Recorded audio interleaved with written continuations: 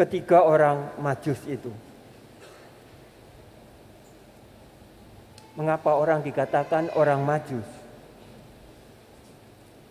Majusi itu ialah orang yang menyembah api. Menyembah api.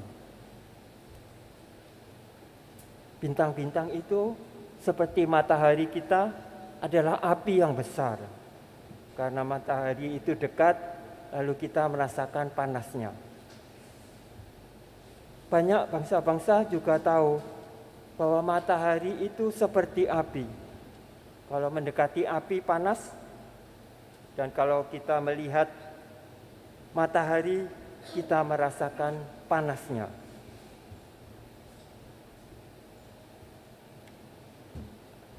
Ada yang lebih suka untuk memberi nama orang bijaksana, ketiga bijaksana. Bijaksana karena mereka bukan hanya melihat bintang-bintang di langit, tetapi mereka juga peneliti, orang yang bukan yang keluar saja, tetapi yang masuk di hati. Karena manusia itu juga semesta alam kecil. Manusia itu yang bisa melihat jagat semesta ini. Melalui matanya dia melihat semuanya itu. Apapun bisa dilihat dalam manusia dan direnungkannya di dalam hatinya. Gambaran tentang semesta alam ini diperhitungkan, artinya direnungkan. Itu orang bijaksana. Ada yang mengatakan 3 raja. Tidak salah juga. Karena mereka itu pemimpin-pemimpin mungkin di suatu wilayah yang sering ditafsirkan itu Persia. Di Persia itu banyak kerajaan-kerajaan kecil. Boleh dibilang begitu. Kerajaan-kerajaan kecil di mana pemimpinnya itu juga boleh dikatakan sarjana perbintangan, sarjana yang bisa melihat gejala-gejala alam lalu mewaspadai gejala-gejala alam itu. Itu ketiga orang Majus. Mereka melihat langit, melihat bintang-bintang, dan mereka melihat wajah Allah di situ. Kita semua ini ingin melihat wajah Allah. Siapa di antara kita tidak ingin melihat wajah Allah? Tetapi seringkali kita tidak melihatnya. Melihat dalam tanda kutip. Karena melihat itu berarti mengenal, mengetahui, dan mendengarkan.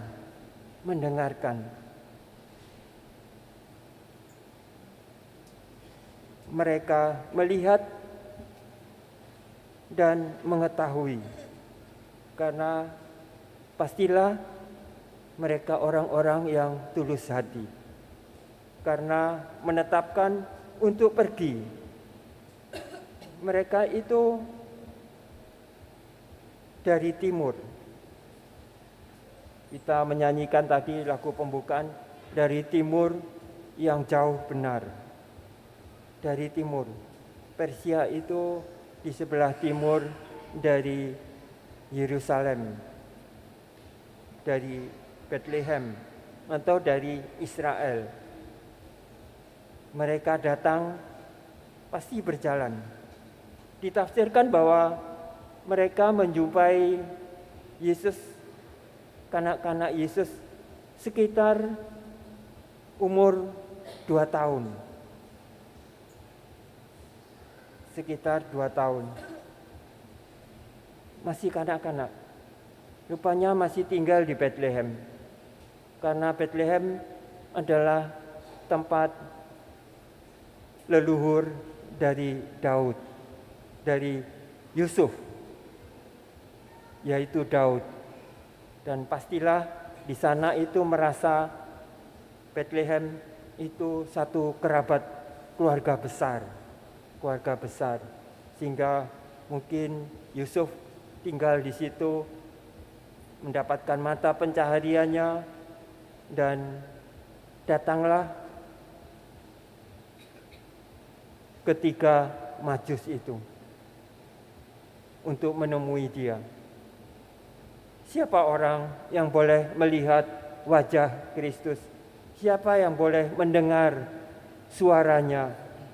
Siapa yang boleh untuk mendengarkan arahan, perintahnya, didikannya? Kita semua diberi. Kepada umat di Efesus itu Paulus berkata, kasih karunia Allah. Apabila kamu mengenal tugas penyelenggaraan kasih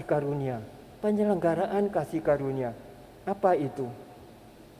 Tugas apa itu? Tugas bahwa kita ini ada di dunia ini untuk pergi melaksanakan suara hati kita.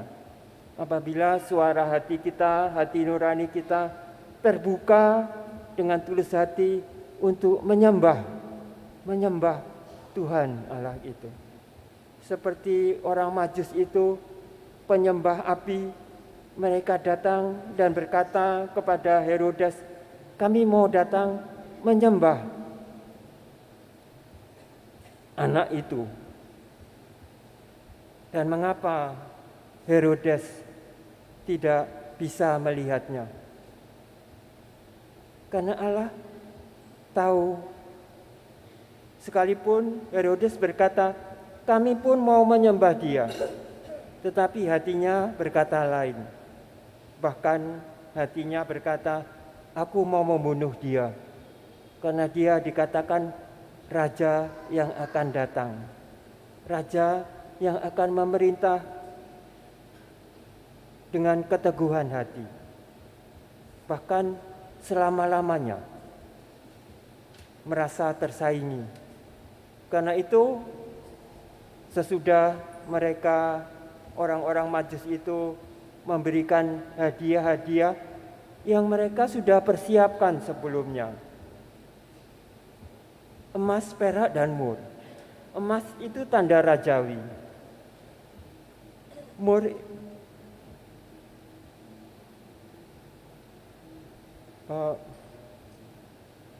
emas, dupa, dan mur. Dupa itu tanda bahwa ia yang ilahi, yang di atas, yang datang ke dunia ini. Mur itu balsam, tanda bahwa anak ini akan mengalami kematian. Mur itu balsam, supaya jenazahnya itu nanti bisa tahan, itu diberi balsam. Tanda kematian, tanda penebusan, karena anak ini akan menebus dosa-dosa manusia. Dan mereka itu penyembah api sekarang menyembah anak itu. Dan mengapa Herodes tidak bisa melihat wajah sang bayi? Karena dia tidak tahu. Karena ketiga orang Majus itu pulang lewat jalan lain. Orang Majus itu melihat, mendengar Allah yang berseru di dalam mimpinya. Mimpi. Wajah Allah itu bisa ketika orang dengan sepenuh hati ingin melihat dan Tuhan ingin memberitahukan apa yang harus mereka perbuat, Tuhan itu datang. Itulah wajah Allah. Di mana-mana wajah Allah itu bisa terlihat, bisa mendengar suaranya, bisa mendengar langkah-langkah yang bisa kita dengarkan, langkah-langkah Allah. Kalau kita tidak bisa mendengarkan atau tidak bisa melihat, itu karena kita sendiri terkurung. Kita sendiri ini terkurung kepada cinta diri kita. Mengapa doaku tidak dikabulkan? Mengapa sepertinya Allah itu meninggalkan aku? Atau ketika orang berkata, doaku tidak didengarkan Tuhan. Mengapa tidak bisa mendengar suara Tuhan? Mengapa tidak bisa melihat wajahnya?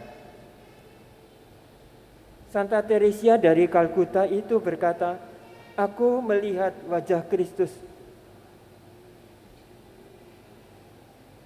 di depan orang kusta yang aku rawat. Itu penyelenggaraan, tugas penyelenggaraan kasih karunia yang diberikan kepadaku. Santa Teresia dari Kalkuta. Santo Vincentius Apollo berkata, aku melihat wajah Tuhan di depan orang-orang yang miskin, yang tidur di emperan, yang kedinginan. Di situ dia melihat wajah Kristus. Di dalam air pun kita bisa melihat wajah Kristus. Ketika air itu memberi kepada kita kesegaran. Kesegaran bukan hanya fisik, tetapi kesegaran jiwa kita. Allah yang dibaptis di air sungai Yordan itu menunjukkan bahwa Allah itu bisa dijumpai di mana-mana. Mari kita dapat melihat wajah Kristus itu bila satu hal kita kerjakan di dunia ini, yaitu melaksanakan tugas penyelenggaraan kasih karunia seperti yang dikatakan oleh Paulus itu. Allah membuka rahasianya. Tidak ada sesuatu pun yang tidak bisa dijumpai oleh Allah. Hanya halangan terdapat dalam diri kita. Halangan yang menyebabkan kita tidak mampu untuk melihatnya karena kita memegang dengan teguh. Memegang dengan teguh tameng itu sehingga kita tidak bisa melihat wajah Kristus. Semoga kita dengan tulus hati mencari Dia. Anak-anak pun bisa terlihat wajah Kristus di situ. Kristus berkata kepada murid-muridnya, bila kamu tidak menjadi seperti anak-anak kecil ini, kamu tidak dapat memasuki kerajaan surga. Anak-anak kecil itu yang tidak berdaya, yang baru lahir pun mewujudkan wajah Allah di situ. Wajah Allah yang meminta kepada ibu bapanya untuk memelihara dia, untuk menyayangi dia. Anak kecil pun bisa menjadi pembawa tugas itu. Hari ini hari anak-anak misioner sedunia. Setiap anak dibekali itu. Lalu tanggung jawab dari orang tua untuk membawa anak ini kepada jiwa yang misioner. Jiwa misioner itu hanya dapat dilakukan bila orang tua pun berjiwa misioner. Artinya terutus, merasa diri terutus. Seperti kita setiap akhir misa berkata, aku diutus oleh Tuhan. Misa sudah selesai. Diutus. Kita semua ini ketika dibaptis diutus sebagai pemimpin rajawi, diberi minyak krisma. sebagai pembawa kurban, seperti Kristus yang membawa kurban, diberi kain putih sebagai tanda, seperti stola imam ini yang menyatakan bahwa kesediaan untuk berkurban bagi sesama kita. Seperti para nabi yang membawa terang lilin, demikian juga kita dapat menerangi jiwa anak-anak itu dengan kebaikan yang Allah kehendaki mereka terima dalam hidup ini. Semoga kita menyadari segala hal itu tidak bisa timbul begitu saja, tetapi dengan usaha. Pertama-tama dengan usaha iman kita untuk percaya. Lihatlah, renungkan. Setiap peristiwa adalah peristiwa di mana Tuhan bertindak. Amin.